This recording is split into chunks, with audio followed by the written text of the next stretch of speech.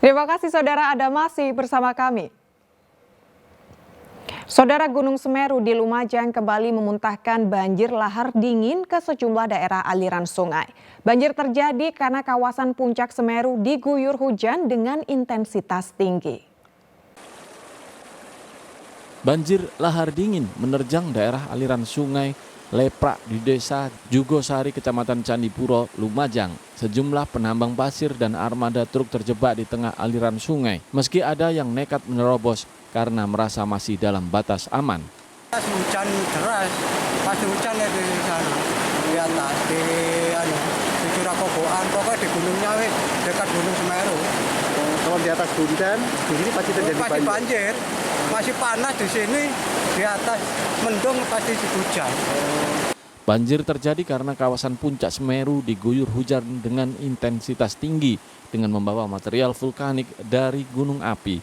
Kejadian ini sempat terekam di seismograf Pusat Vulkanologi, Mitigasi dan Bencana Geologi PVMBG di pos pengamatan Gunung Sawur. Khusus himbauan untuk penambang pasir, Pak, yang berada di tengah aliran sungai. Untuk penambang pasir tetap harus hati-hati. Kalau memang sudah muncul mendung dan gerimis, segera geser dari sungai karena banjir lahar dingin Semeru berpotensi sewaktu-waktu bisa datang. Hingga saat ini status Gunung Semeru di Lumajang masih bertahan di level 3 siaga. Nur Salim melaporkan dari Lumajang. Saudara, hujan deras di Kabupaten Ponorogo mengakibatkan tanah longsor. Akibat diterjang tanah longsor, 2 rumah rusak. Tidak ada korban jiwa maupun terluka dalam bencana karena seluruh penghuni rumah berhasil keluar saat mendengar gemuruh. Tanah longsor terjadi di Desa Gondowido, Kecamatan Ngebel, Kabupaten Ponorogo. Akibat diterjang material tanah longsor berupa tanah dan lumpur, 2 rumah rusak. Tanah longsor ini terjadi setelah kawasan sekitar diguyur hujan deras. Diduga tanah labil, material batu dan lumpur dari tebing setinggi 20 meter longsor hingga 3 kali dan menimpa rumah warga. Saat kejadian, pemilik rumah sempat panik karena di dalam rumah ada istri dan cucunya. Namun seluruh penghuni rumah selamat karena sempat keluar rumah saat mendengar suara gemuruh. 4, nah saya itu waktu itu saya makan di dapur itu mulai longsor sedikit, saya itu memberikan akses jalan buat air, langsung saya ketimbun segini selutut, mari gitu saya keluar, nah langsung longsor begitu saja, langsung menimbulkan 3 rumah ini. Rekomendasi dari BPBD siapa? Untuk pengamanan itu yang menempati rumah ini setiap malam harus mengungsi ke tempat yang aman karena takutnya nanti kalau ada longsor susulan karena posisi timbunan material ini sangat bahaya dikarenakan itu lumpur, Mas. Lumpur basah. Saat ini 2 rumah warga yang rusak tidak bisa ditempati hingga seluruh penghuninya mengungsi ke rumah kerabatnya. Korban tanah longsor berharap adanya bantuan dari pemerintah desa untuk membantu renovasi rumah. Dirkus Yono melaporkan dari Ponorogo. Kecelakaan antara dam truk dengan mobil box ini terjadi di Jalan Raya Madiun menuju Ponorogo di Kelurahan Babatan. Akibat peristiwa ini, pengemudi dam truk terjepit kabin yang ringsek. Polisi dibantu warga mengevakuasi korban dan langsung membawanya ke rumah sakit. Menurut saksi mata, kecelakaan terjadi ketika truk box yang dikemudikan Fajar Sutikno melaju dari Madiun menuju Ponorogo. Di lokasi kejadian, sopir berusaha membanting kemudi ke kanan karena menghindari mobil yang melaju dari arah berlawanan dan tiba-tiba belok kanan, namun justru menabrak truk lainnya. Akibat kerasnya benturan membuat bodi depan truk ringsek tak berbentuk.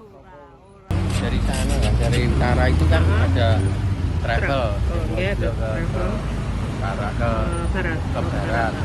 Terus truknya ini kan pelan-pelan gitu loh, Mbak. Dari sana itu boxnya itu kelihatannya udah oleng. Makan marka gitu ya? Langsung ngambil truknya ini. Pak ya, terdengar benturan keras nggak? Iya, keras. Kasus kecelakaan kini dalam penanganan unit Laka Lantas Polres Ponorogo. Dirgo Suyono melaporkan dari Ponorogo.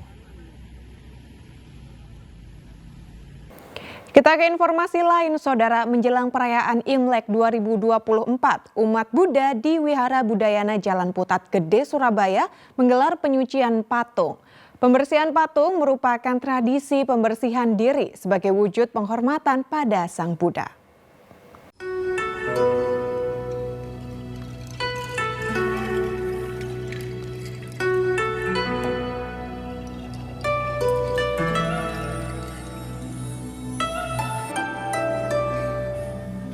Ratusan arca, rupang atau patung di Vihara Budayana di Jalan Putat Gede, Surabaya Selasa pagi disucikan menjelang Imlek.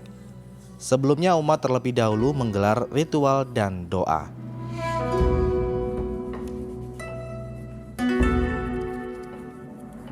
Para pengurus dan karyawan vihara menggelar penyucian rupang dengan khidmat. Romo Sakya Putra Karunam Takumar, Pandita Vihara Budayana Surabaya mengatakan sebanyak 300 rupang atau patung kecil dan 12 rupang besar seluruhnya dibersihkan. Pencucian rupang itu sebagai pelestarian tradisi pembersihan diri untuk menyongsong datangnya tahun baru. Nah, pencucian ini tidak tiada lain adalah untuk mengingatkan bahwa setiap saat kita harus membersihkan diri dari kekotoran-kotoran atau yang disebut dalam agama Buddha namanya kilesa. Baik. Ada berapa hari ini, Romo? Tergantung dari banyak dan sedikitnya patung. Nah, kalau di sini biasanya 3 hari. Penyucian patung ini membutuhkan waktu sekitar 3 hari.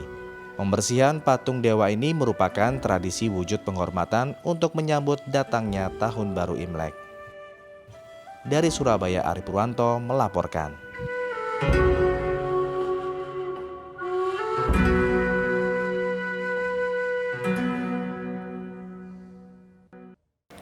Saudara, memanfaatkan lahan sempit di atas tempat indekosnya, seorang mahasiswa di Surabaya sukses membudidayakan lobster air tawar. Hasilnya ribuan bibit lobster sudah bisa dikirim keluar pulau hingga mendapatkan cuan puluhan juta rupiah.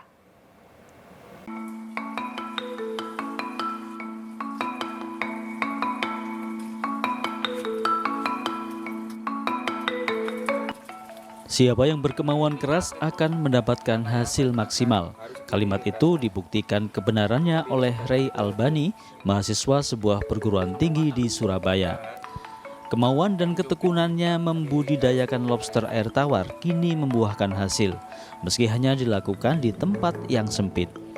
Di atas tempat indekosnya Jalan Dupak, Surabaya, Ray membuat kolam budidaya lobster air tawar jenis Red Claw. Dengan panjang 2 meter dan lebar 1,5 meter, tempat budidaya ini disusun menjadi 2 hingga 3 kolam yang diberi terpal. Sistem filterasi kolam ini membuat kualitas air menjadi bagus sehingga kualitas lobster juga baik.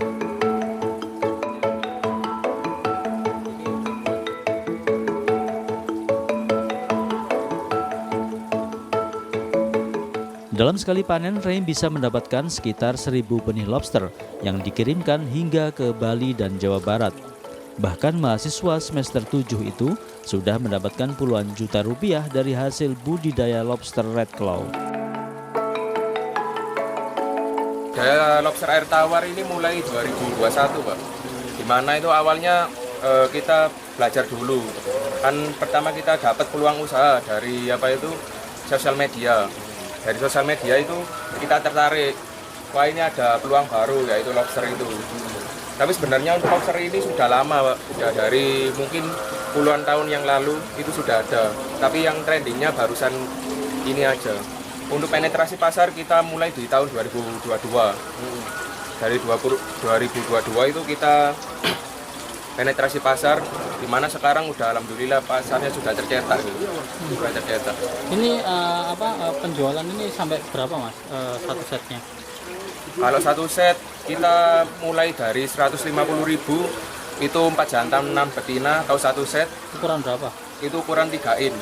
Di mana 3 in itu sekitaran 8 sentian. Kalau yang Kalau yang agak besar itu ringnya mulai 150 sampai 500 ribu gitu. 500 ribu itu di ukuran 5 in atau sekitar 18 sentian.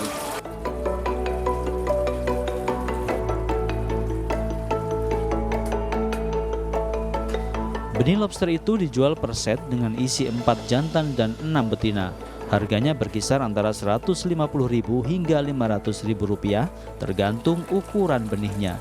Dari Surabaya, Ari Purwanto melaporkan.